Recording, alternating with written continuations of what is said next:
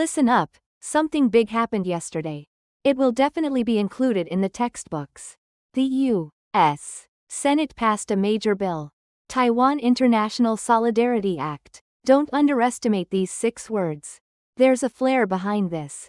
Shooting directly into the windows of Zhongnanhai.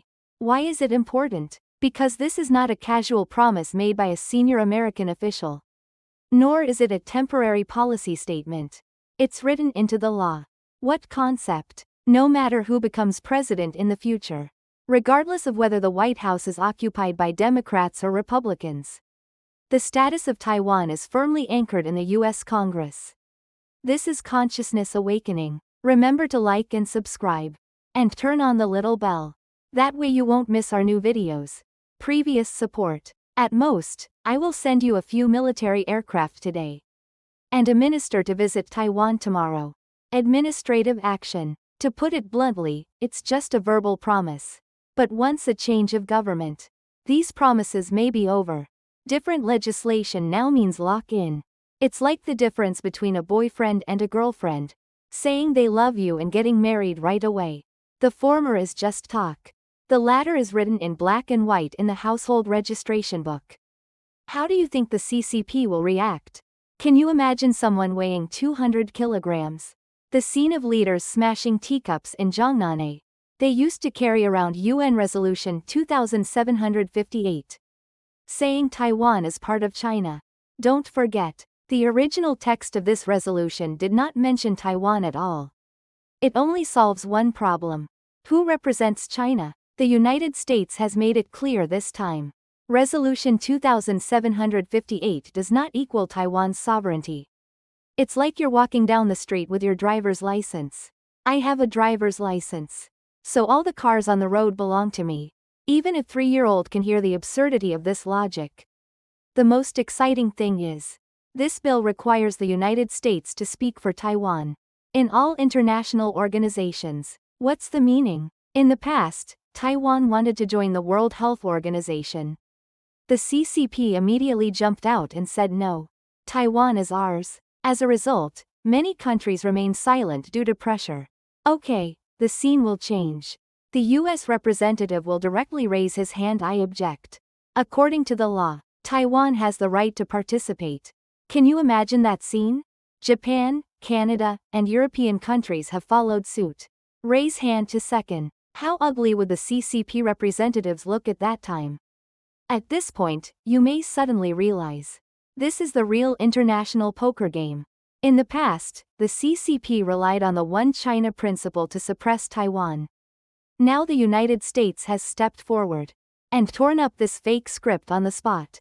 Just like the child in the fairy tale, who pointed at the emperor and said he has no clothes. Everyone saw that it was right and they had been fooled all along. What touched me most was, the bill also states that the Taiwanese people have the right to self-determination. These 4 words are what the CCP fears most. Because if Taiwanese people were really allowed to vote to decide their future, the result is almost certain. The vast majority of people do not want to be ruled by Beijing. The CCP knows this. So they don't dare to give Taiwanese people a chance to speak. They can only rely on military aircraft flying around Taiwan and missile threats to create fear. But the more this happens, the more guilty I feel. What's even more cruel is, this time, the United States also said that it would keep an eye on those politicians who sold out Taiwan. No matter which party you are, as long as you are pro-communist. The United States will freeze your assets in the United States. Revoke your family's green card. Think about it. Those who usually say that the 2 sides of the strait are one family. My child is studying in the United States secretly. My wife has a green card and the house is in Los Angeles. What now? Isn't this just slapping yourself in the face? If you truly feel that the CCP is your family, then why not put all your assets in Beijing? Why don't you let your children go to school in Shanghai? This is the lethality of this bill. It not only supports Taiwan at the legal level, and also severely hit those fence-sitters, forcing them to choose between values and interests. So far you can see a bigger picture. The United States is not simply helping Taiwan, but telling the world, this is a contest between civilization and barbarism, freedom and dictatorship. Taiwan is just the front line. You know what's the most ironic thing?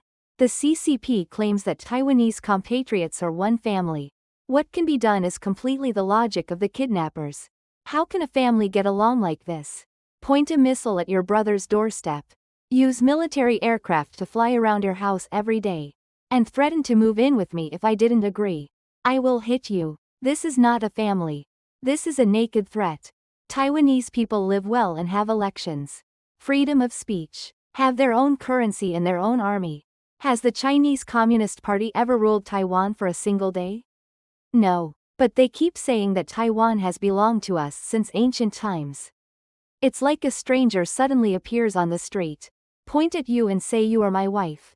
You look back and you don't recognize this person at all. He also said seriously, our ancestors may have lived in the same village 500 years ago. So you must marry me. Don't you think this is crazy? This time, the United States has exposed this absurd logic. More importantly, the US statement. It will make many countries dare to think and speak. In the past, many countries knew. Taiwan and the CCP are two completely different systems. But I dare not say it publicly. Afraid of offending Beijing and losing market share. But now the United States stands first. It's like supporting everyone. By then, Japan, Europe, and Australia will follow suit. Once this situation is formed, the CCP's international isolation will only deepen. Think about it, when the United Nations holds a meeting. The CCP representative repeated the same old tune. Taiwan is an inalienable part of China. As a result, the American representative interrupted directly. Wait. According to our laws, this does not hold true. Then Canada raised its hand. I support the dissent. Then the European representative nodded. We have the same position. Finally, Japan made the final move. This is about international rules. Taiwanese people should have their own voice. Don't even think about the CCP representatives. Turning green with anger at this kind of scene. I almost couldn't leave the venue. And don't forget the existence of Taiwan. It's not just a Taiwanese thing. It is a beacon for all Chinese people. Why do you say that? Look at mainland China across the strait. Google, YouTube, and Facebook are all unavailable. The media all speak with one voice. The election is even more of a fantasy. If you say something that crosses the red line, someone will invite you to tea immediately. In such an environment, Taiwan can maintain a completely different system. Can prove in Chinese society. Democracy is not a Western monopoly. Freedom is not a castle in the air. It exists and works. So the significance of Taiwan. Far more than 23 million people. It tells billions of people. Dictatorship is not the only fate. That is why the CCP is afraid. Because as long as Taiwan is still alive and standing there, it's like a mirror, revealing what the people on the other side of the strait really lack. Another detail. You might find it ironic. Many politicians in Taiwan who are pro-China, their families and assets are basically in the United States. They say we want to be closer to our motherland. But the children were sent to study in the United States. My wife bought a luxury house in California with her US green card. Now the United States directly says if you are pro-communist, your assets will be frozen. Forget about your wife and children getting green cards. Will they be unable to sleep now? This is called shooting oneself in the foot. I want to ask these people, if you really feel that Beijing is your family, why not move your family to China? Why not let your children go to study in Shanghai or Beijing? The answer is simple, they know it. That's not a place to settle down. They are pro-communist for votes or benefits. What I truly trust is the American system. This is their greatest hypocrisy. Now, this bill in the United States. It's like bringing these people into the sunlight. Let them have nowhere to hide. Just look at the reactions of Taiwanese people.